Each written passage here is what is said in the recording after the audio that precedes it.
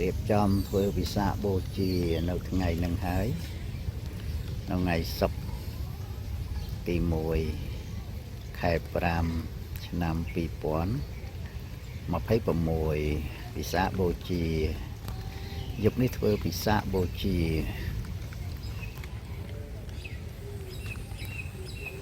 នេះក្នុងវត្តបន្ទាយដីធ្វើវិសាខបូជារាល់តែឆ្នាំមិនដែលដាច់ទេ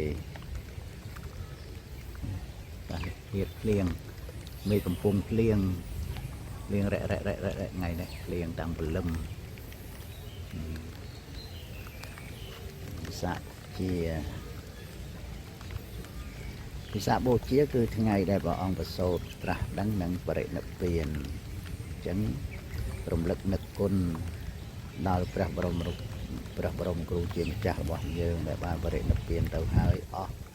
រយៈពេល2569យាងចូល2570នៅថ្ងៃស្អែកនេះហើយ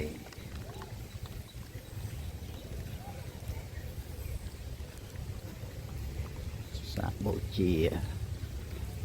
ក្នុងវត្តបន្ទាយដីរៀបចំកម្មវិធីបុណ្យវិសាខបូជារាល់ឆ្នាំមិនដែលដាច់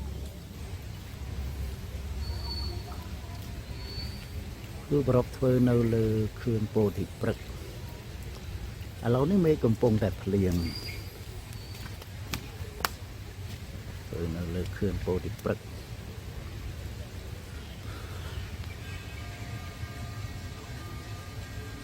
នេះគឺថ្ងៃព្រះអង្គប្រសូតនេះអង្គត្រាស់ដឹង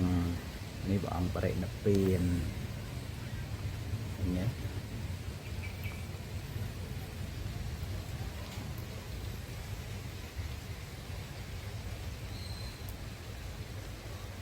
ក្នុងវត្តបន្ទាយដីប្រពធ្វើបុណ្យវិសាខបូជារាល់ឆ្នាំធ្វើនៅលើខឿនពោធិព្រឹក្សនឹង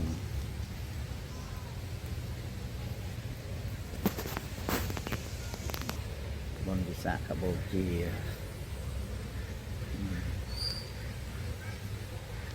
អានេះភ្លៀងរ៉ែភ្លៀងរហូតតាំងពីម៉ោង5ជាងភ្លៀងរហូត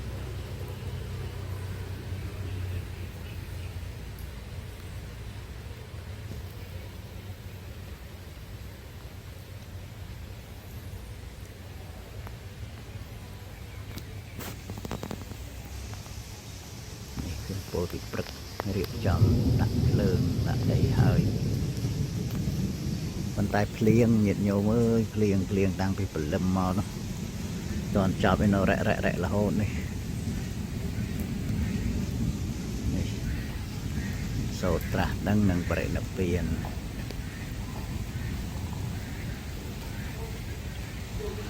ដឹងធ្វើកើតអត់ទេញាតិញោមអើយព្រោះយប់នេះភ្លៀងក៏មិនដឹងអីមិនដឹងឥឡូវនេះពងភ្លៀងអញ្ចឹងហើយខំរៀបចំបានប៉ុណ្ណឹងហើយណាយប់ទៀតនឹងភ្លៀងឬមិនភ្លៀងនេះថារៀបចំហែនម៉ោង5កន្លះយប់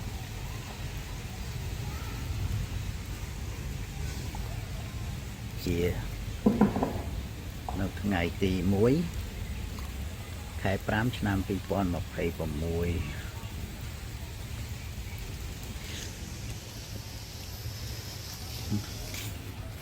រៀបចំធ្វើបុណ្យវិសាខបូជា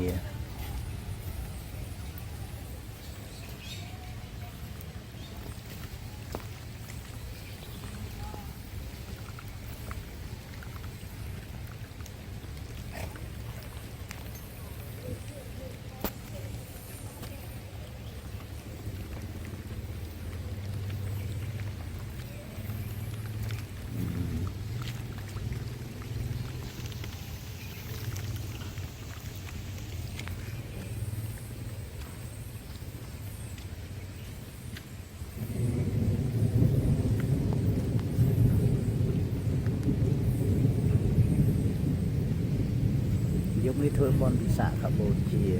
នៅលើខឿនពោធិព្រឹក្សក្នុងវត្តបន្ទាយដីនឹងធ្វើការទេញាតិញោមមើលពងភ្លៀងអញ្ចឹងដឹងដល់នឹងរាំងឬក៏នៅភ្លៀងទៀតចាំមើល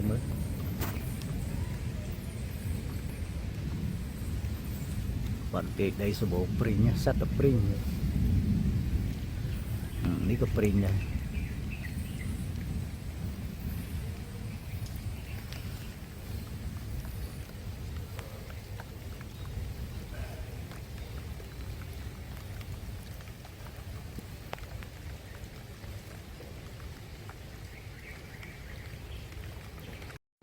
រៀបចំវិសាខបូជា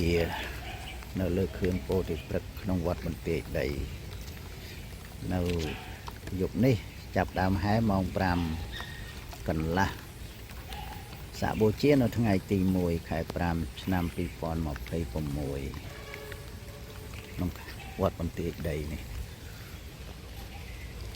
វត្តបន្ទាយដីសត្វតព្រីង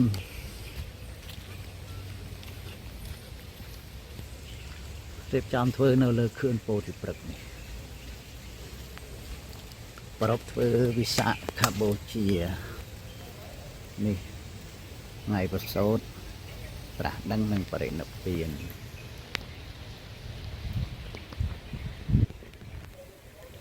ប្រសូតត្រាស់ដឹងនឹងបរិនិព្វានរៀបចំធ្វើវិសាខបូជានៅយប់នេះនៅលើខឿនពោធិព្រឹករៀបចំធ្វើវិសាខបូជា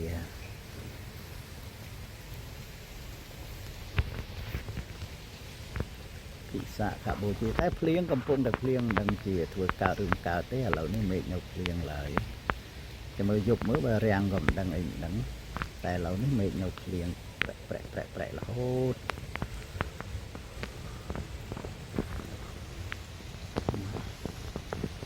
ចំតាក់តែងបានស្អាតតែហើយប៉ុន្តែមេឃភ្លៀង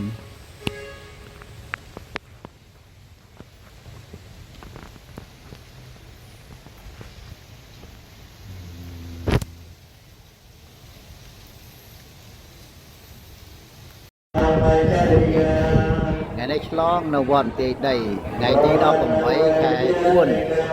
ឆ្នាំ2026នៅវត្តបន្ទាយដីឆ្លង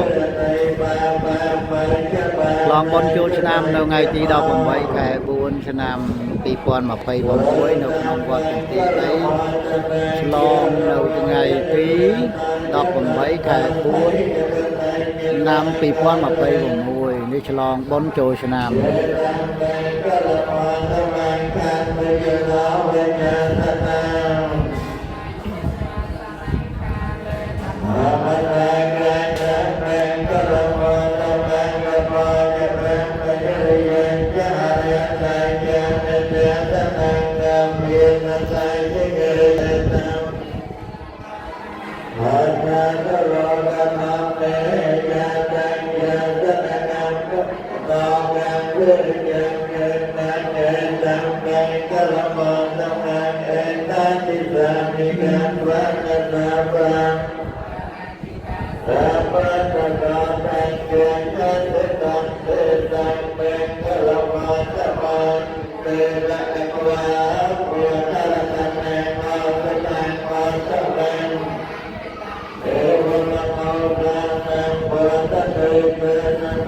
ឆ្លងបុណ្យចូលឆ្នាំនៅក្នុងវត្តបន្ទាយដីនៅថ្ងៃទី18ខែ4ឆ្នាំ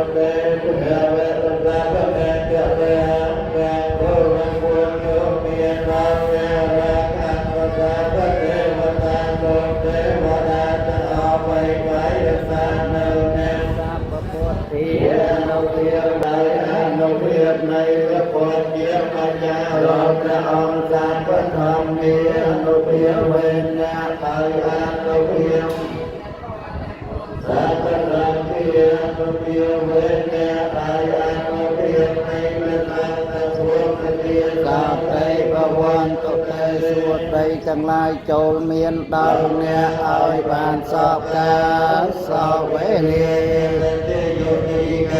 ឧទ្ទិសឲ្យហើយអពីលោកនិរមែងសម្រាប់ផលដល់អ្នកដែលចែកឋានទៅកាន់បរលោកហើយដូច្នោះឯងឯទៅតាមវាទៅតាមក៏បានហើយកាបមេវសម័យចតោសូនអត្តផលគឺផលជាទីកូនចិត្តដែលអ្នកប្រាថ្នាហើយតាំងចិត្តហើយចូលឲ្យសម្រេចដល់អ្នកឲ្យបានឆាប់រួចរាល់តាន់ចិត្តសាពេបរេនសង្កាបាសូមតម្រែ